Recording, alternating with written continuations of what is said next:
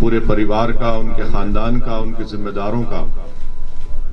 और मेरा मानना यह है कि इंशाअल्लाह ताला जनाब अतीक साहब की मजलिस में शमूलियत के बाद से यकीनन उत्तर प्रदेश मजलिस को एक तक़वियत मिलेगी और आने वाले विधानसभा के चुनाव हो या फिर फ्यूचर में हमारा पार्टी का जो काम है उससे यकीनन हमको उससे फायदा मिलेगा। तो मैं दिल की गहराइयों से बड़ी बहन भाभी का, उनके पूरे परिवार का वेलकम करता हूं और साथ ही साथ हमारे मीडिया के जो जिम्मेदारान हैं उनके जो अगर आपके सवालात हैं तो मैं उसको देने के लिए तैयार भी हूं और पूरी तैयारी के साथ भी आया हूं ताकि आप लोगों को कोई तकलीफ ना हो।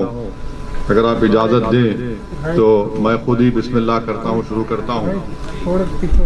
तो आपका जाहिर है पहला सवाल होगा हमारे भाई अतीक अहमद साहब के ताल्लुक से कि आप उनको ले रहे हैं, इनके खिलाफ केसेस हैं, फुला हैं, ये हैं। देखिए उत्तर प्रदेश में 37% जो बीजेपी के एमएलएज हैं उनके खिलाफ क्रिमिनल चार्जेस हैं। बीजेपी में जो 116 एमपी हैं उनके खिलाफ क्रिमिनल चार्जेस हैं। 87% बीजेपी एमपीज के खिलाफ सीरियस क्रिमिनल चार्जेस हैं 116 में से। जो एडीआर की रिपोर्ट है उसमें कहा गया कि BJP has most number of MPs and MLAs with cases of crime against women. ADR ये कहता है कि बीजेपी एक एनजीओ है जो तमाम हम लोगों का रिकॉर्ड रखता है। उन्होंने कहा कि बीजेपी में ऐसे कई एमपी एमएलए हैं जो जिनके खिलाफ महिलाओं के खिलाफ मुकदमा है। 30% उसमें सीरियस चार्जेस हैं उनके ऊपर। और बीजेपी के जो अलाई जेडीयू है उसमें 81% एमपीज के ऊपर क्रिमिनल चार्जेस हैं। बीजेपी में एक सांसद हैं मध्य प्रदेश से, उनके खिलाफ तो और सीरियस चार्ज है, आप जानते हैं, जो माजी में नाथूराम गोडसे को अपना हीरो माना और हेमंत करकरे के ताल्लुक से अनाप शनाप बका। और पांचवी बात यह है कि इस साल मार्च में सुप्रीम कोर्ट को जो एमिकस क्यूरी ने रिपोर्ट दी, सुप्रीम कोर्ट को यह बताया गया कि उत्तर प्रदेश में 77 केसेस जो मुजफ्फरनगर राइट के थे उनको उत्तर प्रदेश की सरकार ने विड्रॉ किया। खुद मुख्यमंत्री योगी आदित्यनाथ ने अपने खिलाफ एक केस को विड्रॉ कर लिया और 2007 का जो गोरखपुर का केस उनके खिलाफ था, मुख्यमंत्री ने कहा कि इसकी प्रोसिक्यूशन की इजाजत नहीं देता। तो इससे एक बात और इससे बात साफ जाहिर हो गई कि जिस किसी पॉलिटिशियन का नाम प्रज्ञा होगा, अजय होगा, कुलदीप होगा, संगीत होगा, सुरेश होगा, कपिल होगा,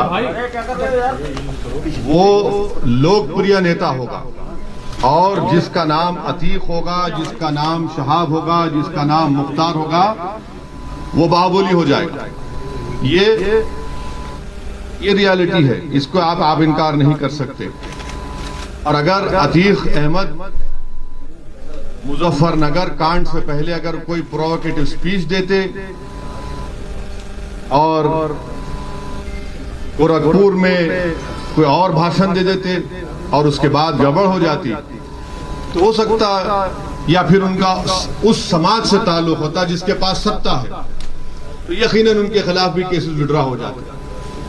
तो ये तल्ख हकीकत है और भारत के कानून के लिहाज से अभी तक उन पर किसी भी केस में कन्विक्शन नहीं हुआ है।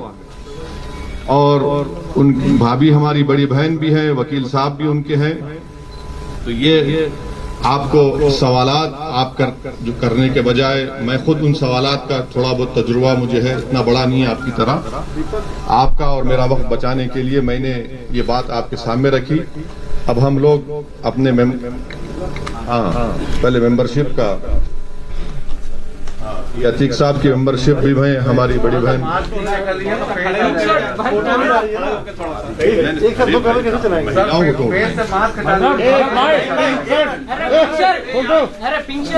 अतीक साहब की मेंबरशिप का दे रहे हैं। ये हमारी बड़ी बहन भाभी का भी मेंबरशिप हमारे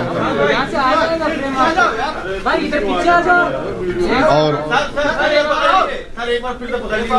फिर पकड़ लेंगे। बिल्कुल बिल्कुल, आप जैसा बोले। अभी एक बार आप ले लीजिए हमारा, वो आपको आप देख लीजिए, आपकी बरादरी है। तो मैं अब हाँ इधर भी देख लीजिए।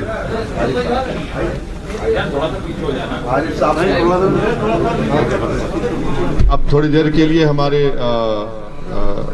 अतीक भाई की वाइफ और वो हमारी बड़ी बहन आपको कुछ बोलना चाहिए।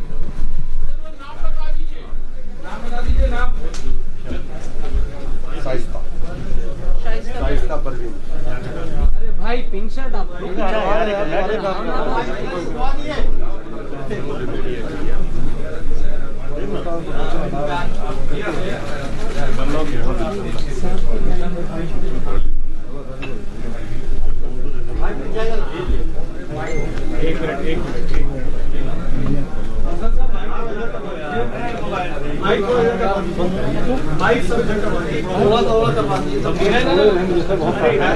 आप नहीं पूछने वाले हमसे, कर दे। आप नहीं पूछेंगे हमसे, हमसे नहीं पूछे जाए।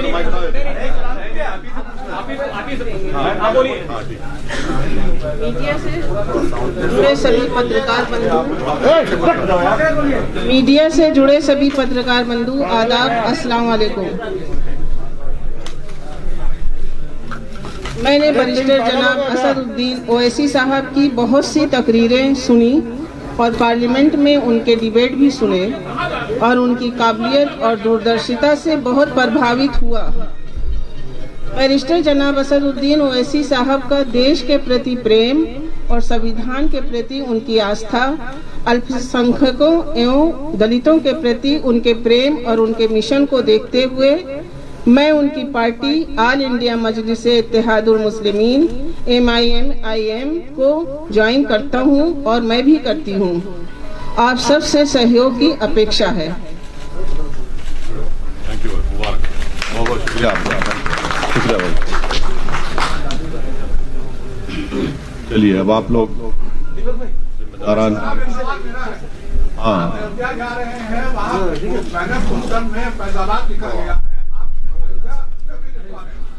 लिखना लिखेंगे। डिस्ट्रिक्ट है, अयोध्या लिखा है उसमें। हमारे शौकत साहब पीछे खड़े हैं, प्रेसिडेंट अयोध्या लिखा है। नहीं नहीं, अरे क्यों, अरे भाई फैजाबाद पार्लियामेंट कॉन्स्टिट्यूंसी में अयोध्या आता नहीं आता? आता है ना, क्यों नहीं मानेंगे? समाजवादी पार्टी के विधायक, उनका कहना है कि विधानसभा में एक प्रेयर कक्ष होना चाहिए। तो इस तरीके से अभी बांट देना भाई। झारखंड में एक, अरे भाई वो ये इरफान साहब कौन सी पार्टी के हैं? पहले उनसे ये पूछ लीजिए कि अखिलेश यादव की राय क्या है। अखिलेश यादव अपनी मुंह से क्यों नहीं बोलते बात ये? आप क्या चाहते हैं? अरे हम क्या चाहते हैं? हम ये चाहते हैं कि उत्तर प्रदेश में जैसा कि हर समाज, हर बरादरी की एक पॉलिटिकल लीडरशिप है, उनकी एक पहचान है, उनकी एक शनाख्त है, उसी तरह इंशाअल्लाह ताला उत्तर प्रदेश में मुस्लिम अक़लियत की एक इंडिपेंडेंट पॉलिटिकल वॉइस हो, जिसको भारत का संविधान उसकी इजाजत देता है। ये जो मौसूफ का आप नाम लिए, ये सिर्फ इस तरह की बातें करते हैं। जब मुजफ्फरनगर का कांड हुआ, भारत की आजादी के बाद 50,000 से ज्यादा लोग बेघर हो गए। उस वक्त तो इनकी जबान बंद थी, गूंगे बने हुए थे। उस वक्त उनको उस मस्जिद याद नहीं आई जो आज मुजफ्फरनगर वीरान हो चुकी है। तो यही फर्क है, ये चीज हम लाना चाहते हैं। सवाल ये है कि जिस तरीके से आपने आजम खास आपके स्वास्थ्य के बारे में बोला कि जल्दी वो स्वस्थ हो जाए, उनकी यूनिवर्सिटी बची रहे, क्योंकि वो यूनिवर्सिटी सबकी है। क्या जैसे आज अतीक अहमद जी के परिवार ने आपकी पार्टी को ज्वाइन किया है मजबूत करने के लिए, आप चाहेंगे कि आजम खान साहब भी आपकी पार्टी को ज्वाइन करें मजबूती के लिए? देखिए, मैं जो आजम खान साहब के बारे में कहा था उस पर आज भी कायम हूं। अगर आज वो जिस उलझनों में है, परेशानियों में है, तो उस तरह का पॉलिटिकल जवाब मैं नहीं दे सकता। अगर मेरी नेक तमन्ना है और हमारी ऐन ख्वाहिश है कि अल्लाह सुब्हाना व तआला उनकी तमाम मुश्किलात में आसानी पैदा करे।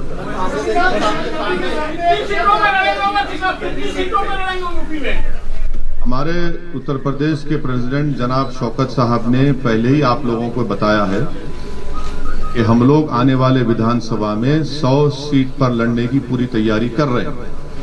वैसे सवाल एक सवाल ये है, कल योगी आदित्यनाथ ने एक इंटरव्यू दिया हिंदुस्तान को और उनसे ये पूछा गया कि वैसे साहब कहते हैं आप तो लखनऊ कहने या गोरखपुर के, उन्होंने कहा कि हाँ क्या उनसे एक सवाल पूछा गया तो वैसे साहब ने कहा आप तो लखनऊ के नहीं, आप तो गोरखपुर के।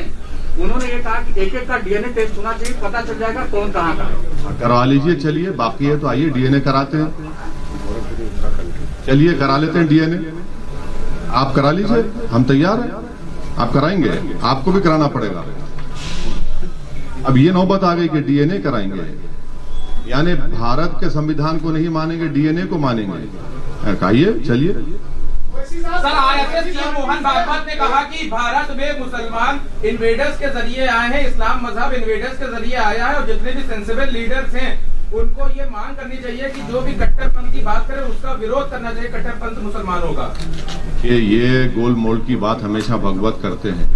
कभी बोले डीएनए हमारा एक है, लिंचिंग करने वाला गलत है।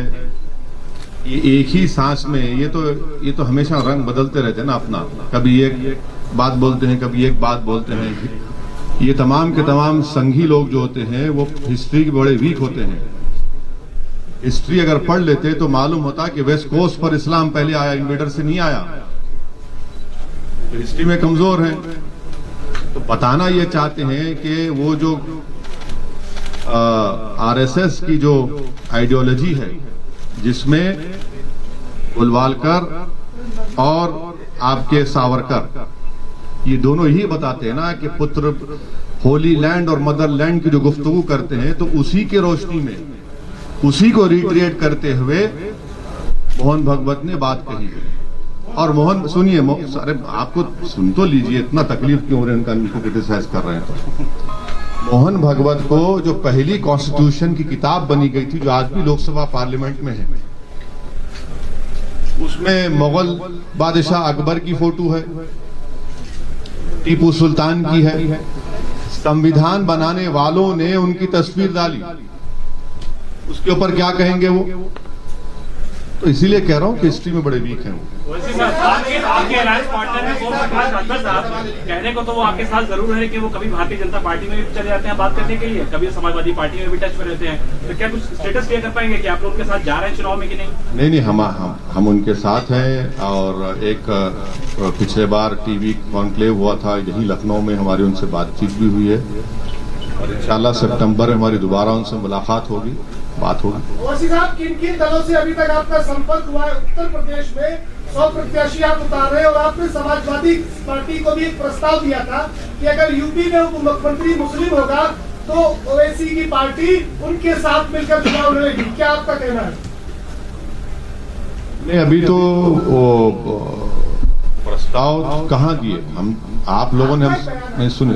आपने हमसे पूछा था कि क्या आप इनसे अलायंस करेंगे, हमने कहा तैयार है। आप पूछिए उनसे, वो तैयार है नहीं। तो अभी तक आपके पास कोई इस तरह का कोई संकेत नहीं आया?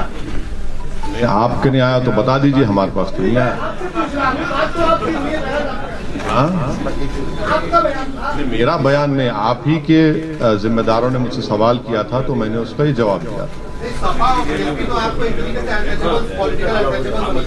हाँ। क्यों ऐसा क्यों समझती सपा बसपा आपसे, क्यों डरती है? अब लैला की दुश्मनी में तो करते हैं ना पूरे मजनू, तो इनको लगता है कि सपा को या जो भी बीएसपी अगर एक ऐसा हमको अनटचेबल बनाना चाहती है तो हमको कोई एतराज नहीं है। हम उत्तर प्रदेश की जनता में जाएंगे और उनको भी पैगाम देंगे कि देखिए ये हमको अनटचेबल बना रहे हैं।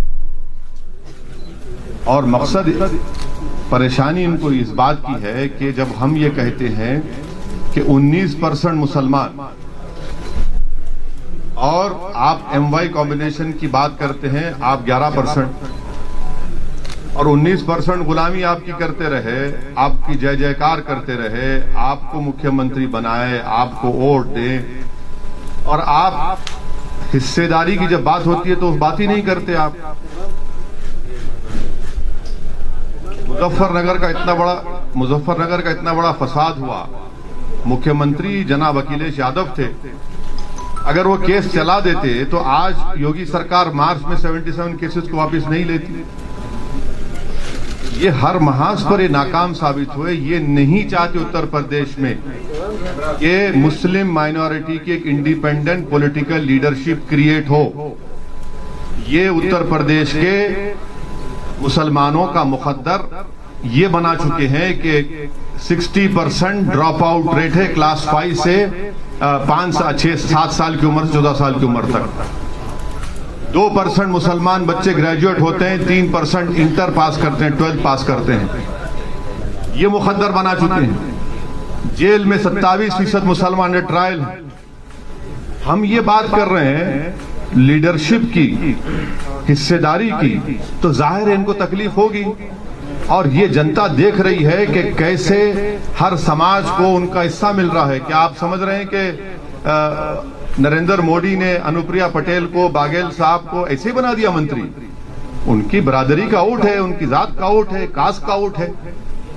तो ये पूरे हर कास्ट की पॉलिटिकल लीडरशिप आइडेंटिटी बन चुकी है। जब बात मुस्लिम्स की आती है और मुसलमानों में ओबीसी मुसलमान की बात आती है तो सब कहते हैं नहीं नहीं, इससे कम्युनलिज्म बढ़ेगा। कम्युनलिज्म बढ़ रहा है, बीजेपी जीत रही है। तो अखिलेश यादव और एसपी और बीएसपी ने मिलकर अलायंस किया था, तब भी बीजेपी जीत गई। इसका जिम्मेदार कौन है फिर? मैं हूं, ये मेरी पार्टी है। मुसलमान ने तो आपको झोली भर भर कर वोट दिया, फिर कहां गया वोट?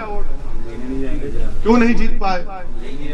आज एक एग्जांपल, आज हम रुदौली जा रहे हैं, वहां पर जैदी साहब एक कैंडिडेट होते थे समाजवादी के एमएलए, वो 2012 में हारे 1000 वोट से, 17 आया तो 31,000 वोट से हार गए, और वहां पर यादव साहब जीत गए। बताए ना समाजवादी के लोग कि जैदी क्यों हारे और यादव क्यों जीत गए। इतनी मिसालें हम दे सकते हैं। खाली मुसलमानों के सहारे आप क्यों जीतना चाहते हैं? मुसलमानों के सहारे अकेले आप 100 सीटों पे नहीं, आपका सवाल बिल्कुल सही है। मैं तो अल्लाह के सहारे जी रहा हूं और कामयाब होऊंगा। आपने गलत फहमी आपको। हाँ बिल्कुल मिला रहे हैं भाई, कौन कह रहे नहीं मिला रहे हैं। आपने कहा कि आगे क्या करेंगे, हम तो बिल्कुल चाह रहे हैं। अभी हम राजभर साहब के साथ हैं, मुख्तलिफ हमारे ओबीसी ऑर्गेनाइजेशंस के साथ हैं, पार्टीज के साथ हैं। हाँ हाँ, राजा भैया की बात कर रहे हैं। जब राजा यहाँ बैठा है ना आपके सामने, हम खुद बैठे हैं भाई, क्यों आप बात कर रहे हैं? वैसे सर, बिहार का उदाहरण आपके सामने है। विपक्ष के बिखराव के चलते नीतीश की सरकार बनी। क्या लगता है उत्तर प्रदेश में जिस तरह से फिर से आप गलत सवाल कर रहे हैं। आप स्टडी करके देखिए, आप एक जिम्मेदार जर्नलिस्ट हैं। नहीं, आपको जिम्मेदार है, आप बड़े पढ़े लिखे हैं, आपको थोड़ा रिसर्च करना चाहिए।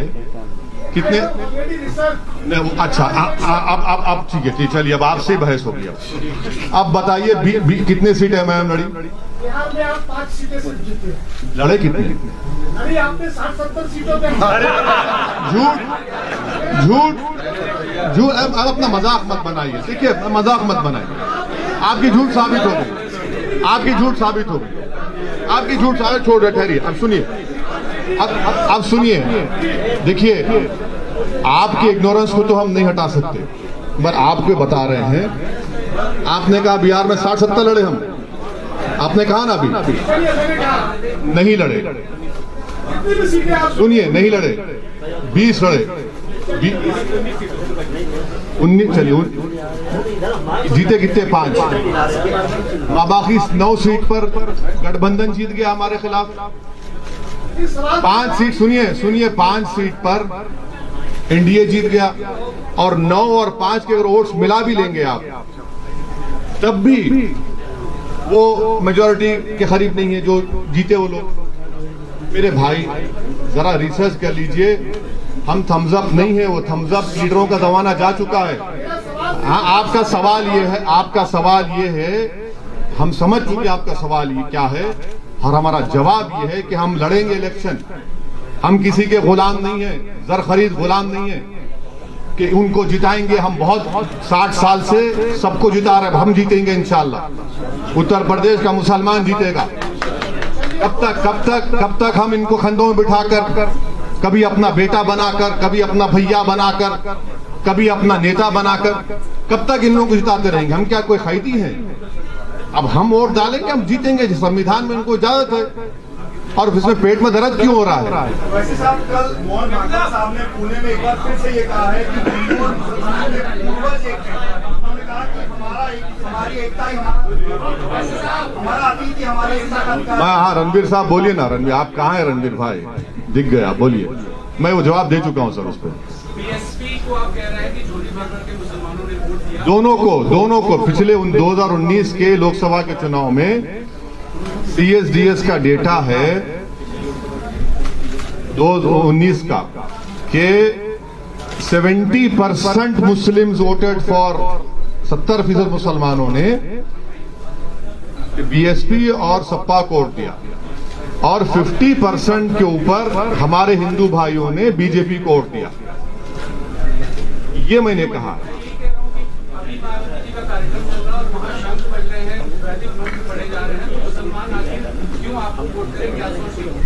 वहाँ जय श्री राम के नारे भी आज लगे हैं। हाँ, नहीं, देखिए वो उनके पार्टी का प्रोग्राम है, जो करते कर लें। हमारा जो पॉलिसी, हमारा जो पॉलिटिकल ऑब्जेक्टिव है, हमारा जो कोशिश है उत्तर प्रदेश में, वो आपके सामने रखना है। यूपी के इस इलेक्शन में तालिबान भी एक मुद्दा होगा, आपका क्या सोचना है? क्या होगा? तालिबान है वो यूपी कौन बना रहा है? मैं आपको बताऊं, ऐसे नाम लेने से क्या मतलब है? किसी पार्टी का नाम नहीं ले रहा हूं। अरे आप क्यों डर रहे हैं? हाँ, नहीं, बीजेपी कह रही है कि जो तालिबान का सपोर्ट कर रहे हैं, यहाँ पे ऐसे लोग हैं जो सपोर्ट कर रहे हैं। ये बोलिए ना, नाम लेके बोलिए। तो सुनिए, हाँ सुनिए, हकीकत ये है कि भारत के टैक्स पेयरों के पैसे 35,000 करोड़ रुपए हमने अफगानिस्तान में लगाए, जिसमें वाजपेयी सरकार भी सत्ता में थी, मनमोहन सिंह की सरकार और मोदी सरकार की 6.5-7 साल। ये 35,000 करोड़ में हमने डैम बनाए, अफगानिस्तान में हमने उनकी पार्लियामेंट बनाई, ईरान से छबार पोर्ट हम बना रहे हैं ताकि वहां से ट्रेड हो सके अफगानिस्तान में। अब वहां पर तालिबान आ चुका है, और पिछले 20 साल में हर साल हमने करीब 800 से 900 अफगानियों को अफगानिस्तान से भारत लाकर उनको एजुकेशन करवाया, doctor, engineer, Indian military academy पढ़ाया। तो ऐसे 16,000 लोग हुए। हम ऑल पार्टी मीटिंग में गवर्नमेंट मोदी सरकार से सवालात की, जो मैं दोहरा देता हूं, आपकी आसानी हो जाएगी समझने के लिए। मैंने ये पूछा कि क्या तालिबान एक टेररिस्ट ऑर्गेनाइजेशन है? अगर है तो यूनाइटेड नेशन में भारत सैंक्शन कमेटी का चेयरमैन है, तो क्या उनको डीलिस्ट करेगा या उनको वैसे ही बरकरार रखेगा? नंबर 1। अगर ये नहीं करते तो क्या आप अनलॉफुल एक्टिविटीज प्रिवेंशन एक्ट में आप उनको टेररिस्ट लिस्ट में शामिल करेंगे? नहीं करेंगे? आप बताइए ना। और अगर ये भी नहीं करते तो फिर उनको खामोश रहना चाहिए, इस तरह की वाहियात बातें ना करें। जो उनको अपोज करा उसको ये नाम पुकार देंगे। आप सत्ता में हैं। ये सवालात मैंने ऑल पार्टी मीटिंग में भी किए, पब्लिकली भी किया हूं, और आज आपके सामने कर रहा हूं। और मेरा मानना यह है कि अफगानिस्तान में जो तब्दीली आई है वो भारत के लिए ठीक नहीं है। पांचवी बात सुन लीजिए, कल का हिंदुस्तान टाइम्स अखबार, उन्होंने एक CIA के ऑपरेटिव चीफ जो अफगानिस्तान में अमेरिका की सीक्रेट एजेंसी, गुप्त एजेंसी के वहां पर जिम्मेदार थे, उन्होंने अपने इंटरव्यू में हिंदुस्तान टाइम्स को कहा कि भारत ने भारत के मुसलमानों को दूर करके, उनको एलिनेट करके बहुत बड़ी गलती की। ये अफगानिस्तान के पस मंजर उन्होंने कहा, मैंने नहीं कहा ये।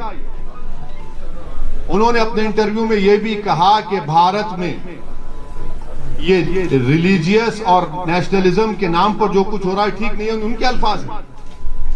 मैं फिर से आपके जरिए से मोदी सरकार से पूछ रहा हूं, वो जो CIA का जो जिम्मेदार आदमी अफगानिस्तान में था, जो ट्रंप सरकार को और बाइडेन को भी उनके लिए एडवाइस का, क्या वो सही कह रहा है झूठ? अगर झूठ कह रहा है तो कंडेम करिए उसको आप। ये हमारे सवालात हैं। और जो कुछ अफगानिस्तान में हुआ है और होने जा रहा है, उससे पाकिस्तान को फायदा हो रहा है। बहैसियत एक इंडियन के ये हमारे लिए फ्यूचर में ये चैलेंजेस पैदा हो सकते हैं, जिसको सरकार को जवाब देना है। वैसे साहब आसान सवाल पूछ लेता हूं, सपा और नहीं, आप मुश्किल पूछिए ना। आप कोई मैथ्स के टीचर तो नहीं है हमारे। मान लिया आपको अप्रोच करते हैं IMIM को, तो क्या आप उनको अलायंस के लिए तैयार होंगे? किसके? सपा और बसपा अगर आपको अप्रोच करते हैं कि अलायंस कर लेते हैं साथ में? सर पहले उनको अप्रोच तो करने दीजिए, हम तो बात करेंगे। हम तो बोल रहे हैं हम बात करने तैयार है, वो बात तो करें ना सर। वैसे साहब एक सवाल मेरा है कि जितनी भी विपक्षी पार्टियां हैं उत्तर प्रदेश में, जितनी भी विपक्षी पार्टियां हैं उनके पास संगठन है, समाजवादी पार्टी, बसपा पार्टी, कांग्रेस, जो भी है। आपको लगता है हमारे पास नहीं है? आपको लगता है हमारे पास नहीं है? उत्तर प्रदेश में सर आपको एक दिन हम अपनी गाड़ी में लेकर फिरेंगे, 20-10-15 जिला लेकर जाएंगे और आप थक जाएंगे, इतना फिरेंगे हम। आपको बताएंगे संगठन कहाँ है। बिल्कुल है संगठन। आप अगर आप बात कर रहे हैं, एक मिनट, अगर आप बात कर रहे हैं 2017 की, तो यकीनन मानता हूँ। मगर पिछले 2.5-3 साल में मैं, हमारे पार्टी प्रेसिडेंट शौकत साहब और तमाम जिम्मेदारान, डॉक्टर साहब हमारे उत्तरवाला के कैंडिडेट हैं, उन सब ने बहुत से करीब 40 से 50 जिलों में संगठन को अच्छी तरह मजबूत किया, बूथ लेवल तक बनाने की कोशिश की है। संगठन है। 5 साल पहले नहीं था, मैं मानता हूं उस बात को, मगर अब है। लेकिन पिछड़ा वर्ग जो है, OBC है और अल्पसंख्यक जो है वो रोडों पे दिखे, लेकिन आपकी पार्टी उनको समर्थन करती नजर नहीं है। रोडों पे दिखे? अभी भी रोड पे है। इसने पार्लियामेंट में CAA का बिल फाड़ा? नहीं, एक मिनट, अखिलेश यादव ने फाड़ा, कांग्रेस ने फाड़ा? कौन? किसने राह दिखाई कि ये CAA का कानून 2 मजहब के लोगों को, मजहब की बुनियाद पर देश को कमजोर कर रहा है? हमने कहा। आज भी हम साथ हैं। हम आपको ये कहना चाह रहे हैं कि जरा हमारे नजरिए से बात को देखिए। इसलिए आपकी बात, आपका सवाल सही है, मगर वो सवाल में सच्चाई नहीं है। वैसे साहब, योगी आदित्यनाथ के लिए आपने कहा कि इंशाल्लाह योगी को मुख्यमंत्री नहीं बनने देंगे। आप चुनाव लड़ रहे हैं 100 सीटों पर, फिर मुख्यमंत्री कौन बनेगा और मैथ क्या है? देखिए,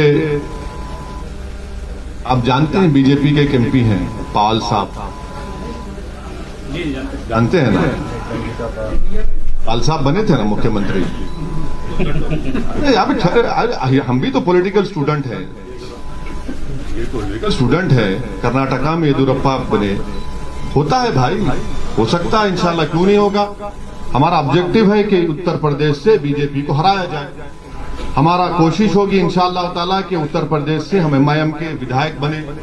हमारी कोशिश होगी कि अतीक साहब और भाभी और जो भी उनके परिवार लड़ना चाहेगा वो विधायक बनकर जाकर उत्तर प्रदेश में जोर से नाइंसाफ के खिलाफ आवाज उठाए। तो ये हमारी कोशिश होगी, ये हमारा ऑब्जेक्टिव है। इसमें बुरी बात क्या है? इसमें तकलीफ क्यों नहीं? क्या बात है? नहीं सर, 100 सीटों पर आप चुनाव लड़ रहे हैं। अरे भाई, हमने कहा कि 100 सीट पर तैयारी हो रही है, तो हमने कहा कि 100 से बढ़ेंगी, हो सकता है। सर आप भागीदारी संगठन मोर्चा में है, क्या हिंदुओं को टिकट देंगे आप? बिल्कुल। आपकी पार्टी क्यों नहीं देंगे? क्यों नहीं देंगे? बराबर देंगे। OBC हमारे भाई है, दलित हमारे भाई है, क्यों नहीं देंगे? बराबर देंगे।